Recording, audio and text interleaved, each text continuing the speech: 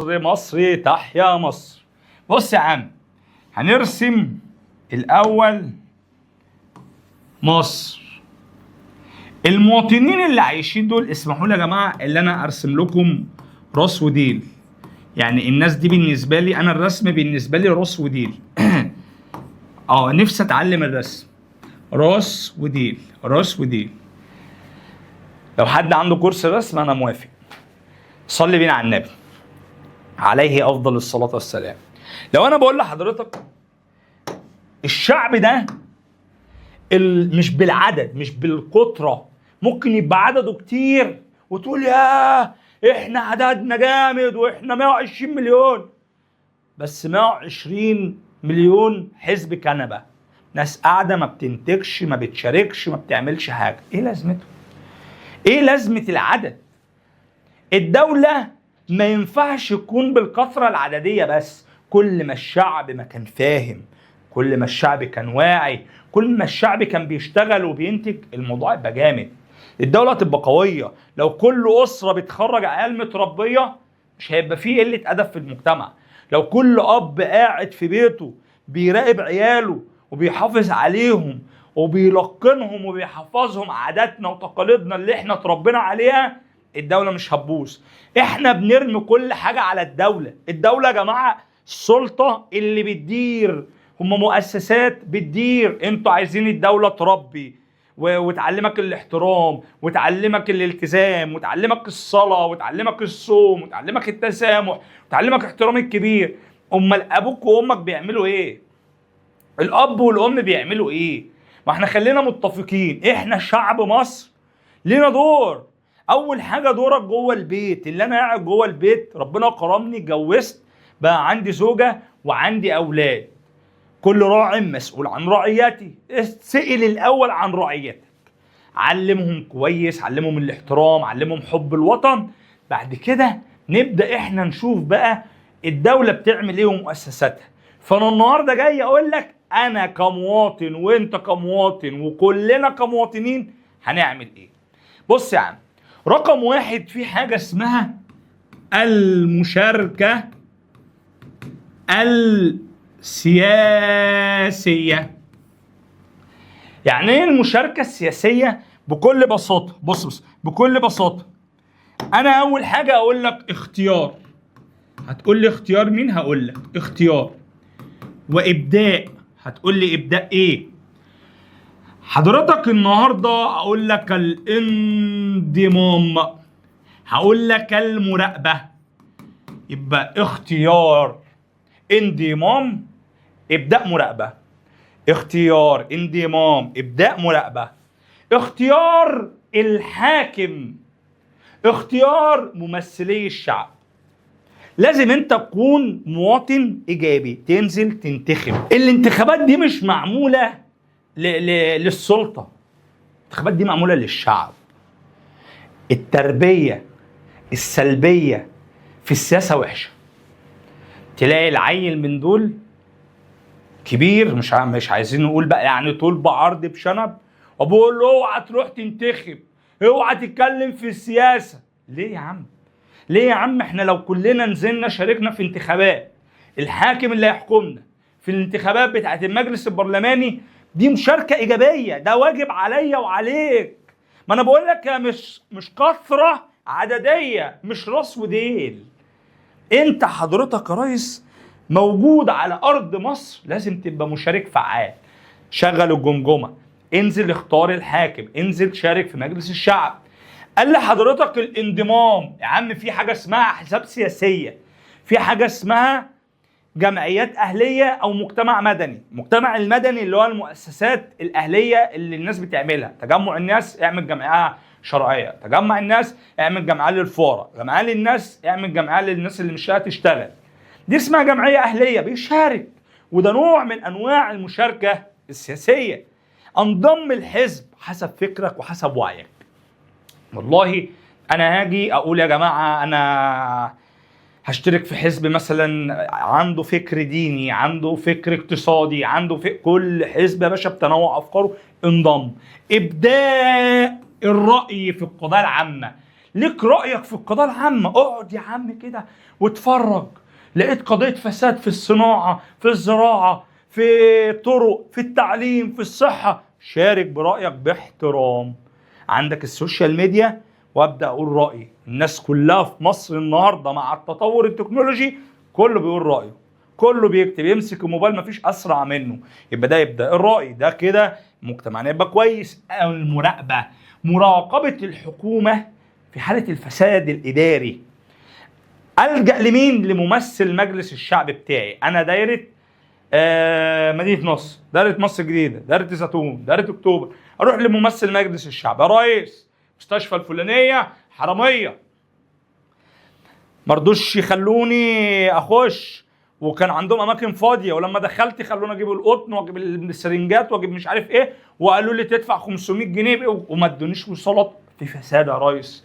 للنائب بتاعك، النائب بتاعك يروح يقف في مجلس الشعب، يروح ماسك وزير الصحه يستجوبه ويعمل له طلب احاطه ويقول له يا ريس في فساد، في 1 2 3 بيحصل. يبقى مين اللي هيعمل كل ده؟ مشاركه سياسيه، مشاركه سياسيه. اللي بعده يقول لك ايه بقى؟ دعم امن الدولة واستقرارها. الدولة يا شباب عشان تستقر برضو منك انت كالشعب، انت مش راس ودين، انت حضرتك اللي انا عمال ارسمك، انت لازم تحافظ على امن الدولة، امن وطنك. واحد، هتقول لي ازاي؟ هقول لك والله الالتزام بالدستور والقانون. 2، نبذ العنف والتطرف والإرهاب. تعال نمسك الأول دي، الالتزام بالدستور والقانون. الالتزام بمين؟ بالقانون والدستور. حضرتك أنا لازم ألتزم، عندي قانون المرور التزم بيه، قانون مدني التزم بيه. يعني أنت النهاردة ما تكونش أنت تمشي عكس وتقول بمزاجي، لا، أنت بتزعزع أمن الوطن. ما في ناس ماشية على رجليها. انت النهارده لما انت تروح محكمه معلش مع احترامي ما تلتزمش برأي القضاء، يبقى لا، ما ينفعش طبعا. انا لازم يا ريس اكون بلتزم بالقانون والدستور. امال هم كتبوا القانون والدستور ليه يا بيه؟ عشان انت تلتزم بيه وانا التزم بيه. انا نازل لقيت حكومه فقانون طوارئ، دستور، بطاقتك اتفضل، فتش العربيه اتفضل، شيخ قال له لا، الدستور بيقول كده طالما في شرعيه لكده. حضرتك النهارده ممكن تكون داخل محافظه جديده وغير محافظتك وبطاقتك مكتوب فيها القاهره وانت رايح اسكندريه، الضابط قال لك البطاقه والرخص، تقول له البطاقه والرخص. ده جاي هنا ليه؟ والله انا جاي اصيف وبلبط، مفيش مشكله. لازم يا ريس، ده اسمه بقى 3 التعاون مع المؤسسات. التعاون مع المؤسسات عجبني قوي فكرة وزارة الداخلية، ممتاز ممتاز ممتاز. الصفحة الرئيسية لوزارة الداخلية شعب مصر كله بيتعاون معاها، ودي من أهم مقاومات الشعب. شعب ناضج مفكر يا باشا، سلم المجرم تسليم أهالي. أنا أفتكر كان زمان ما كانش فيه الموضوع ده، بس كان ليا يعني معرفة شخصية مع لواء بدون ذكر اسمه، فبقول لي احنا شعبنا ده غريب، عارف الشعب ده لازم يتعاون مع الشرطة. فبقول له ازاي يعني يا ريس؟ قال لي ايوه، الناس لما بتلاقي غلط ليه ما بتقولش للشرطة؟ قلت له مرشد. بص لي كده، ما انا قلت له ده فكري كان زمان بقى، زمان قوي يعني قبل ما اخش الكلية كمان يعني. فقلت له ده كده مرشد، احنا سمينا اللي بيدل الشرطة على مجرم مرشد. يا عم مرشد ايه؟ خلاص كده بقى بعد وزارة الداخلية كلنا مرشدين؟ لا يا باشا، ده الإيجابية كلها، ده الشعب اللي لازم يعمله، بيتعاون مع كل مؤسسات الدولة عشان يحافظ على أمن الدولة واستقرار الدولة.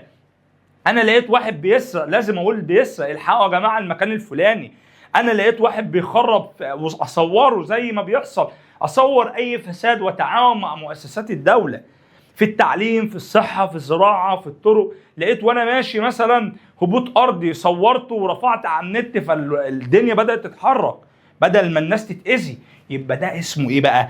دعم امن الدوله واستقرارها، دعم امن الوطني واستقراره، دعم امن الدوله واستقراره، دعم امن مصر واستقرارها.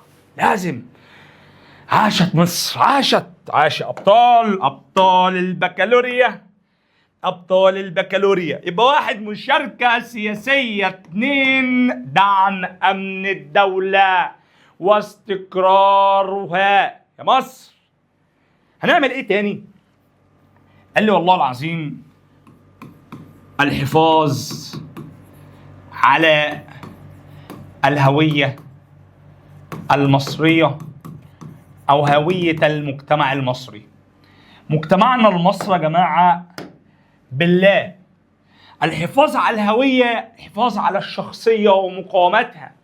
والله العظيم اللي انت شايفه في مصر ده تاريخ احنا ورثناه. اجدادنا على مر الزمان سابولنا ورث، سابولنا تراث، اما مادي اما معنوي. يبقى قال لي الحفاظ على التراث، والتراث ممكن يبقى معنوي او مادي. انا لما اروح الاهرامات اعتز بيها، لما اروح المسجد الاقصى يا رب ودينا المسجد الاقصى يا رب ونخش يا رب. والله بص لساني قالها لوحده حياة ربي ان شاء الله باذن الله. احنا امه عربيه وجزء من العالم والامه العربيه، واي حاجه تمسهم تمسنا، ولازم تكون انت عارف ده وانا عارف ده. نرجع تاني ونقول الحفاظ على التراث المعنوي والمادي. انا عندي جامع احمد بن طولون، عندي مدينه الفسطاط، عندي الجامع الازهر، كل ده يا جماعه تراث احنا ورثناه. عندك الكنائس في الحضاره الرومانيه اللي تركوها، كل ده تراث انت لازم تحافظ عليه. لازم تكون انت عندك الجديه انك انت يا باشا تعيش بيه وتعتز بيه، تحافظ على هويتك. هويتك دي من اول التاريخ الفرعوني للتاريخ اليوناني للتاريخ الروماني للتاريخ الاسلامي للتاريخ الحديث لوقتنا هذا، كل ده شكل شخصيتي. انا بقى من تراث مادي ومعنوي. معنويا احنا يا ابني اهل كرم مش بخلة، احنا يا ابني اهل العرب الشهامة، احنا عندنا شهامة وشجاعة ونخوة. انت اللي بيحصل على النت واللي بتطلع هي وجوزها واللي تمسك حلة المحشي واللي تطلع باستغفر الله العظيم يا رب، ما ينفعش. ليه ما ينفعش؟ عشان بيقول لك الحفاظ على عادات وتقاليد المجتمع. انت حضرتك يا ريس جزء من الشعب، يعني انت بتتكلم يا ريس انا فرد بمثل الشعب. طلعت على النت وفتحت لايف وقعدت تعمل اللي بتعمله، قريبك يخصك ما يخصكش، الحق لازم يتقال، الصح صح والغلط غلط. احنا عندنا يا ابني عادات وتقاليد، اللي بيخالفها لازم يتحاسب. العادات والتقاليد دي احنا لازم نتمسك بيها، ده الجزء المعنوي. اللغة اللي احنا بنتكلم بيها ده الجزء المعنوي. ما احنا كلنا لو اتكلمنا اسباني فين العربي بتاعنا؟ فين الهوية اللي بتدل علينا؟ الكلام الحلو والدم الخفيف دي هوية مصرية، دي عادات وتقاليد.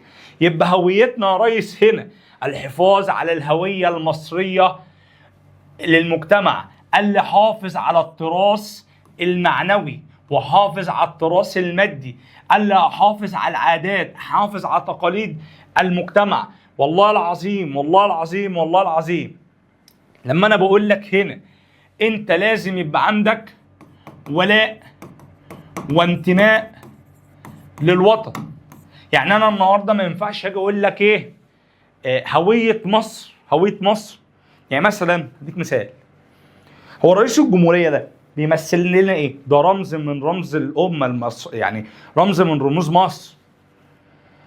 انا لازم يبقى ليا ولاء ليه، لازم اهتم بشكله وبمظهره واهتم بشخصيته وابقى طبعا. زي بالظبط انا مدرس طالع لك لابس كويس، شكلي كويس، مهتم بتفاصيلي، مهتم بدنيتي.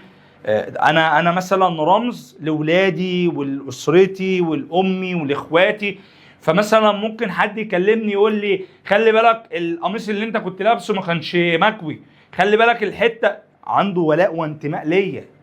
ما خلي بالك يا ريس هو بيحافظ على هويه. يبقى الولاء والانتماء للقيم بتاعتك، انت القيم اللي اتربيت عليها لازم يبقى ليك ولاء. ما ينفعش تيجي تقول لك بقى عيش بقى ايه عصر العولمه والبس جيبه والبس مش، لا لا لا لا. احنا يا ريس هنا بنقول الحفاظ على الهويه، زي الممثل اللي ممكن يطلع يلبس لبس مثلا مش بتاعه، لا لا، ده احنا هويه مصريه. انا ما ينفعش البس اللي انا عايزه هنا. يا حبيبي انت عايز تلبس اللي تلبسه، روح الثقافه اللي بتعمل كده.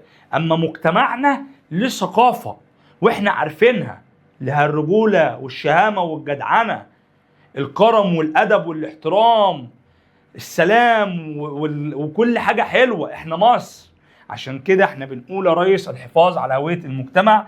وعندي الجزء اللي بعده هو الدفاع عن الدولة أو الدفاع عن الوطن. أول حاجة لما أقول الدفاع عن الوطن، أول حاجة كده بسم الله الرحمن الرحيم، دعم القوات المسلحة ودعمها معنويا. يعني ايه ادعم القوات المسلحة؟ ما تبقاش خايب وتهرب من الجيش. اخوك في الله دخل الجيش، صاحبي دخل الجيش، اعرف واحد صاحبي خرج من الجيش بس كان زمان وزنه تقيل، كان 170 كيلو، طبعا مش عارف يجري، فخس والعب رياضه عشان ما تهرب. يعني في ناس بتتخن، والله العظيم اعرف واحد بدون ذكر اسمه، اقسم بالله فضيح، اقسم بالله، بس عشان يعز عليا. هو دلوقتي راجل صاحب ولاد، قاعد ياكل ياكل ياكل ياكل ياكل ياكل لحد ما بقى قد كده، حوالي دخل في 160 كيلو. بقول له يا ابني، كنا لسه مخلصين الجامعه، فقبل ما نخلص كده بترم او سنه هو كان فاتح اكل. بقول له يا ابني ايه ده، في ايه؟ قال له عشان ما اخشش الجيش. فعلا دخل، شافوه كده طلع عن ميزان هيكسره، روح. طب بالله عليك، لا مؤاخذه صاحبي يعني، بس الحته دي انا افتكرتها والله. بالله عليك، بالله عليك يا جدع، بالله عليك هقول اسمك، ما تخافش. هو ده دعم للقوات المسلحه؟ لا، ما لو كل واحد عمل كده وكلنا بقى 160 و170، مين اللي هيحارب؟ ايه هنحارب بالمعالق والشوك؟ لازم يا ريس تدعم القوات المسلحه، لازم تكون جاهز، لازم تكون فعلا انك قادر انك تدعمها بكل ما تملك. دعمها ايضا معنويا، لما الاقي مثلا راجل في الجيش بدله الجيش لازم اوقرها واحترمها، احب شهدائهم، اوقر شهدائهم. شهداء الجيش دول اللي حامينا. اوعى تفتكر يا ابني اللي الدنيا سهله، اقسم بالله الامن والامان افضل نعمه يعني انت ممكن تتخيلها. تخيل انت قافل على نفسك الباب ونايم ومش فارق اي حاجه في الدنيا. انت ممكن تسيب الباب مقفول بس في كاميرا يعني الباب مفتوح والكاميرا شغاله ولا فارق معاك، لان كل واحد عايش على الارض دي عارف لو اتصور هيتجاب. وانت بتشوف في وزارة الداخلية اي بني ادم في كتاب الله مجهود غريب. انت واحد بيبقى قاعد كده خلاص نسينا الجورنال، قاعد قدام البيج، هيجيبوه امتى؟ خش تاني، جابوه مفيش نص ساعة ولا ايه طالع. ايه يا عم ده؟ اللهم بارك، خمسة لان حسيتكم وكتاب الله بطولة. فده حضرتك انت النهارده دعم القوات المسلحة، دعم القوات المسلحة اللي بتحافظ على بلدك وسندها معنويا. رقم 2 في الدفاع عن الدولة والدفاع عن الوطن، عدم نشر الشائعات. الشائعات كلمة شائعة إشاعة. الحق في خلية إرهابية في مصر وانت عمال تشير، اتأكدت من المعلومة؟ لا. قعدت تلف وتبحث صح ولا غلط؟ لا. يا جدع ده انا لما بمسك مرجع او بقرا اقعد اجيب مرجع واتنين، والمعلومه دي عايز اشوفها اتكررت في 4 مراجع ولا لا. اول ما الاقيها اتكررت في 1 و2 و3 و4 اطمن، ما اطلعش اقولها لك من اول ما اسمعها. والله ما خلي بالك، ده اسمه عدم الاستهواء، انك انت ودنك دي اقطعها. ليه؟ لما تخش الكلام اعرضه على عقلك وابحث وتحرى عليه، لان حضرتك النهارده في حاجات بتزعزع امن واستقرار الوطن، فانت تخلي بالك. ادافع عن وطني، اتحرى المعلومه. يبقى هنا حضرتك اهو دعم القوات المسلحه ودعمها معنويا، عدم نشر الشائعات، عدم نشر الشائعات. الدفاع، حضرتك لازم تكون مواطن قادر يدافع عن وطنه، مواطن بيدعم جيشه، مواطن واقف في ظهر جيشه. واي خاين او عميل او اي واحد يفكر يهز الجيش من خلال الشعب، لازم احنا دورنا ننشر الوعي. هو مين الجيش يا ابني؟ انا وانت واخواتك واهلك واولاد عمك، ده الجيش. احنا مش مرتزقه يا بيه، احنا يا بيه مش مرتزقه، احنا مش جايبين ناس من دول تانية ونديها فلوس عشان تحمينا. فواحد يقول لك ده الجيش بيعمل، لا يا بيه، اللي في الجيش ده صاحبي واخويا وابن عمي وابن عمتي، الناس دي مننا واحنا منهم. لو قامت حرب في الدولة دي، اللي هيحارب على الحدود دي اهلنا. فاحنا هنا يا ريس، ده الدفاع عن الوطن، انك تقدر تدافع عن وطنك، انك تقدر تشارك في كل حاجة. فعلا تطوع في الجيش، انزل اتطوع لو تقدر. النهارده يا ريس الشباب اللي احنا بنقول العبوا رياضه، خافوا على صحتكم عشان تقبلوا في الكليات الحربيه، عشان انتوا الشباب اللي هتدافع عن الوطن. مع عدد الجيش ده مهم. انت لما بقول لك تعلم تكنولوجيا، تعلم برمجه، اتعلم دنيا، عشان يبقى عندك في ذكاء اصطناعي اللي انت تقدر تواكب العصر والحروب الالكترونيه اللي بتحصل، يبقى ده واجب للدفاع عن الوطن. يبقى الشعب مش راس وديل، الشعب يا ريس مش راس وديل، بل الشعب مفكر قوي منتج. شركة سياسية. عندي نقطة في غاية الأهمية، اكتبها بالأسود: التنمية الاقتصادية. التنمية الاقتصادية، دفع الضرائب. ادفع الضريبة العقارية اللي عليك. لا واحد اعرفه هربان من الضرايب، مش هقول اسمه، وصاحبي. انا قلت لكم التاريخ ده جاي عليكم، كل ما انا بحضره شايفكم قدامي. لما يا ابني تهرب من الضريبة دي حضرتك الدولة بتاخدها منك. يعني مثلا يعني ايه ضريبة عشان الناس بس اللي تفهم؟ انا جبت دي ب 100 جنيه، اللي انا اشتريتها منه وبياخد ال 100 جنيه في ضرايب مثلا 14%، يعني هيدفع 14 جنيه للدوله. قيس بقى على ده نفس الموضوع، تمام؟ معادله بسيطه اهي.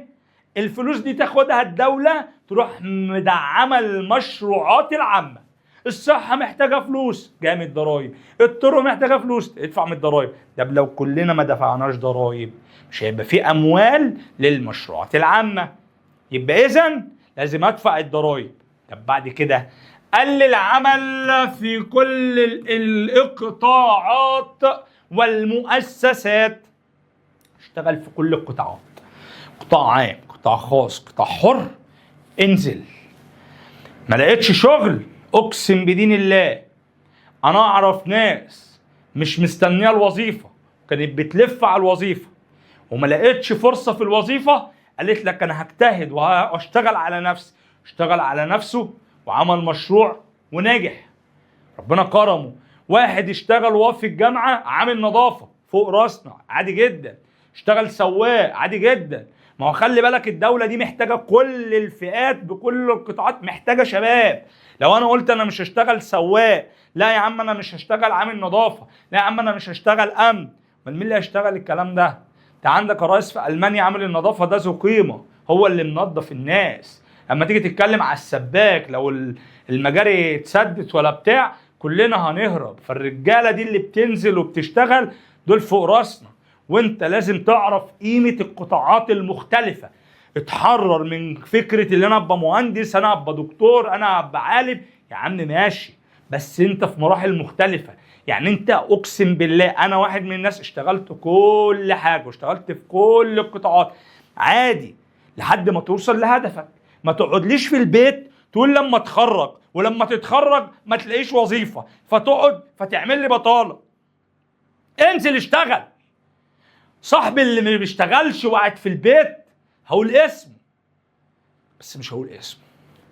صلي بينا على النبي عليه الصلاة والسلام. تعالى معايا، تعالى ده انا هفضح صحابي كلهم.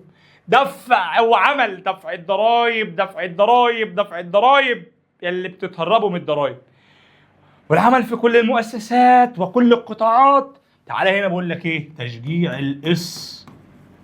الاستثمار والمبادرات. الاقتصاد يا شباب في حاجه اسمها استثمار. انا اسلام بيه معاه فلوس، ما دكنش في البيت يا بيه. طلع واعمل مشروع وشغل الشباب. في مبادره اتعملت الرئيس عملها، رئيس عبد الفتاح السيسي. تحيا مصر يا ريس، كلنا بنحبك يا ريس. اقسم بالله التاريخ اللي انت حطيته ممتع الشعب، مدلع الشعب، وطنيه وحماس ودستور وقوانين وسياسه ونظم. حاجه اقسم بالله حلاوه ودلال. تعالى ايها الشعب المصري الجميل، استثمروا اموالكم في مشروعات. الدوله بتعمل مبادرات تحت الكباري، عملوا اكشاك وعملوا محلات. مبادره للشباب، انزل اعمل مشروع عشان ما يكونش في بطاله. يبقى اذا انمي الاقتصاد، لازم انمي الاقتصاد. لازم ادفع ضرائب، لازم ادفع ضرائب. لازم اشتغل في كل القطاعات، لازم اشتغل في كل القطاعات. لازم حضرتك النهارده تقضي على البطاله من خلال اللي انت تنزل تشتغل وتدخل فلوس. احنا موارد، احنا الشعب المصري مش راس وديل. اهو راس وديل. يلا عشان الالوان كلها اقسم بالله نجيب اللون ده كمان اهو. كلنا بكل الطوائف، مسلمين بمسيحيين بعمال بفلاحين. واحده كمان اهو. كل الشعب لازم يشتغل. تخيل معايا يا ابني، دي مش كثره عدديه ولكنها فكر ووعي وقوه. فالشعب ده كل اللي انا عمال ارسمه ده لو اشتغل، الشعب ده كله لو نزل اشتغل، ايه اللي هيحصل في الاقتصاد؟ ايه اللي هيحصل في المشروعات؟ ايه اللي هيحصل في الاستثمارات؟ العمل والدفع. يبقى اذا هيبقى عندك قوه اقتصاديه قويه. رساله مني ليك، اوعى تتهرب من الضرايب. رساله مني ليك، اوعى يكون معاك فلوس وما تشغلهاش وتستثمرها. اوعى تستغل الفقير وتستحل عرقه. اديله عشان تشجعه اللي هو يستثمر ويشتغل. بلدنا محتاجه اللي احنا نشتغل في كل القطاعات، ما نكونش ماسكين قطاع واحد. انت عندك مثلا البكالوريا 4 مسارات. عندك اللي عايز يخش طب يخش، عندك اللي يخش آداب وفنون يخش، إدارة وأعمال يخش، هندسة وبرمجة وحاسبات يخش. ومحدش يقلل من تخصص، كل واحد دكتور في صنعته ودكتور في مهنته. لو انت كل واحد قاعد يقلل من التاني هتلاقي العامل النفسي اشتغل. لا ده بيقول لي انت فلاح، يا دي يا ابن الفلاح، لا ده انا اخلي ابويا يسيب الفلاحه. يا ابن ابوك ده اللي بياكلنا وبيشربنا، لولا ابوك يا ابني مش هنلاقي الثمار. ابوك ده عنصر مهم في المجتمع، والدكتور عنصر مهم في المجتمع. هي عمليه تكامليه، كله بيكمل بعضه. انا بعلم ولادكم دول اللي هم هيطلعوا ويبقوا احسن مني، ونستثمر ومن هنا نبقى شعب مش راس وديل. لا احنا نبقى شعب مفكر، شعب منتج، شعب قوي عنده مشاركة سياسية، عنده دعم الامن وطنه واستقرار وطنه، عنده الدفاع عن وطنه، يحافظ على هويته، يحافظ على التنمية الاقتصادية ويشتغل على نفسه. وهنا الشعب هو الركيزة الأساسية للدولة، وأحد الركائز الأساسية لأي دولة هو شعبها. ويحيى شعب مصر، لأن شعب مصر محب لوطنه ومكافح من أجل وطنه. يلا بينا للي بعده. حبايب قلبي هنتكلم على السلطة. سلطة، ايه هي السلطة؟ والسلطة دي ايه اللي يحصل لها؟ السلطة